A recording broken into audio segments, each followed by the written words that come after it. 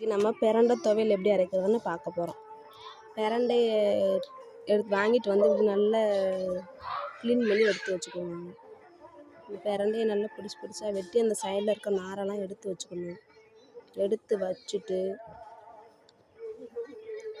இந்த பக்கத்தில் இருக்க நாரை எடுத்துகிட்டு இந்த மாதிரி க்ளீன் பண்ணி வச்சுக்கோங்க மக்களே.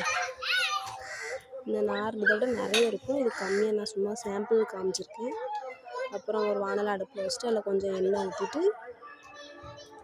ஊற்றினதுக்கப்புறம் கொஞ்சம் உளுந்து பருப்பு, வரமிளகா, பூண்டு,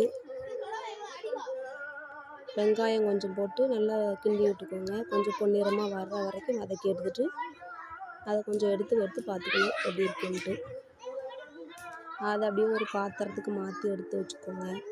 அதே வானலில் கொஞ்சம் தேங்காய் நல்லா போட்டு அதையும் கொஞ்சம் பொன்னிறமாக வர்ற வரைக்கும் வதக்குங்க. அதோடு கொஞ்சம் நம்ம க்ளீன் பண்ணி வச்சுருக்கிற பிரண்டையெல்லாம் அள்ளி போட்டு வதக்கி எடுத்துக்கோங்க. அது நல்லா கலர் ப்ரௌனிஷாக வரணும், ஒரு மாதிரி கலரில் வரணும்.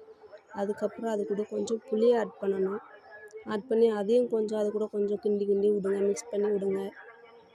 மிக்ஸ் பண்ணி விட்டுட்டே இருங்க.